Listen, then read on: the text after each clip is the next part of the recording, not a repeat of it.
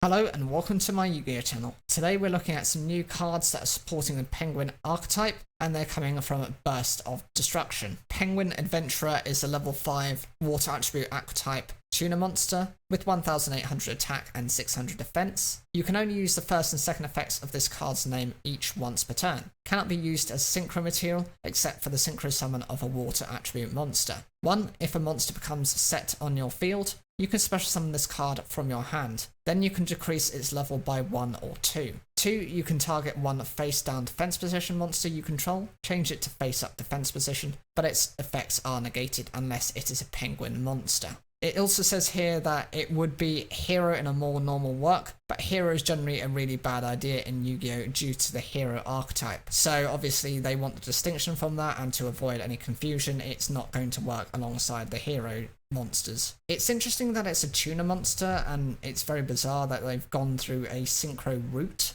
considering that this came out of Yu-Gi-Oh! The original series. This is from Battle City, this is Noah's Ark section, and that was around the point of ritual monsters and fusion monsters. If you were going to go around any route, you would think it would go around one of those rather than synchros, which came out of Yu-Gi-Oh! 5Ds. In terms of its stats, it's very weak for a level 5 monster, but that's okay. It does manage to meet its condition to be able to special summon itself by just having a set monster on your field. That's fine. You know, penguin monsters like to flip each other over and then reset themselves by some of the other effects, so you're definitely going to be able to do this. You can then adjust this card's level by 1 or 2, decrease it to either a level 3 or a level 4 respectively, and the ability to, for its second effect, to be able to flip one of your face down defense position monsters to face up means that their effects are negated unless they're penguin archetype specific. So that's actually really good. Maybe you want to splash into this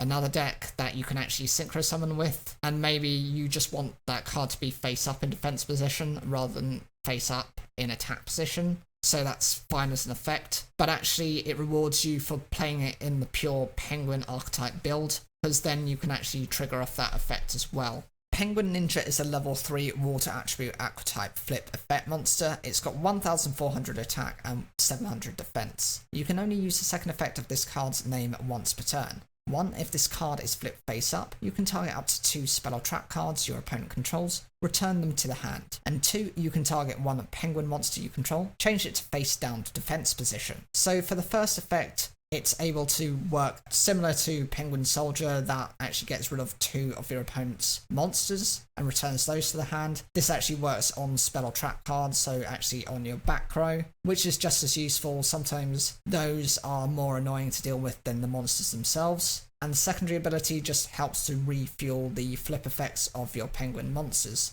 It can work on itself, which is nice. So it's not restricted. It doesn't say it cannot work on monsters with the name Penguin Ninja, so that's fine. But it can work with other monsters as well, so Penguin Soldier might be a better option. Depends on the situation you're facing. If your opponent has more back row support, then you want to just flip this over. If your opponent has more monster support, then you might want to just work using Soldier's effect. Penguin Priest is a level 3 water attribute archetype effect monster with 600 attack and 1700 defense. You can only use the first effect of this card's name once per turn. 1. If a penguin monster is sent from your monster zone to your graveyard by an opponent's card, even during the damage step, you can target one of those monsters, discard this card, and if you do, special summon that monster in face down defense position. 2. Once per turn, you can target one penguin monster you control. It gains 600 attack until the end of its turn. Also, you gain 600 life points. This is a decent effect monster. The first effect just means you're able to recover one of your penguin monsters by discarding this card, and that's fine because it resets it in face down defense position. That way it's able to trigger off its effect during your next turn, or your opponent might actually attack into the monster and then trigger that effect anyway.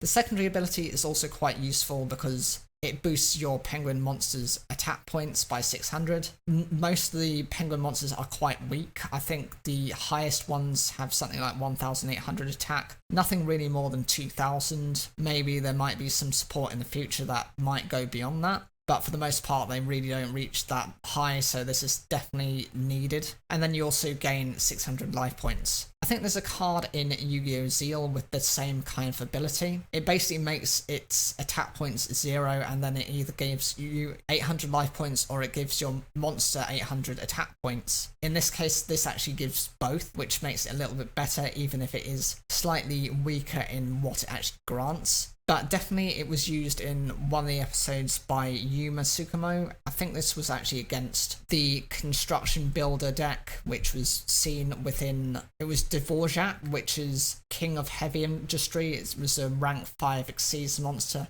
I think it was like in the episode 30s or somewhere along those lines, and it was used against a small kid who was also competing in the duel tournament. And the final card we have is Royal Penguin's Garden. This is a continuous spell card with the effect you can only activate one card with this card's name per turn. 1, when this card resolves, you can add one penguin card from your deck to your hand, except Royal Penguin's Garden. 2, once per turn, you can reduce the level of one penguin type monster in your hand or face up on the field by 1 until the end of this turn, then discard 1 card. First effect is fine, it just searches out for one of your penguin monsters. There are so many archetype specific decks that actually support this as a first effect to search for any of their monsters under that name. The secondary effect is where its effect is mostly meant to be. You will have a couple of monsters such as the Emperor Penguin that are level 5, and therefore being able to reduce their levels to level 4 means you can actually normal summon them without having to tribute over certain monsters that you actually might want to keep on the field. It does come at the cost of discarding a card, so you have to make a bit of a split decision. Would you rather get rid of a card from the field, a monster, lowering your field presence, or would you prefer to get rid of a card which might be useless from your hand and keep your board presence? It's a toss-up between the two. Overall, I think these cards are all very useful in their own way. Do I think this is going to make any of the penguins groundbreaking? Absolutely not. But I think they're all fine. There's no particular favourite of mine. There's nothing I consider to be massively underwhelming. I mean, they're okay for what they do, but I definitely think we need further support and actually some big boss monsters for any real play from this deck. Whatever you think, leave your comments down below if you like the penguin archetype so far, or do you think they need some more support. Make sure to like the video if you enjoyed it, and don't forget to subscribe for more daily Yu-Gi-Oh content.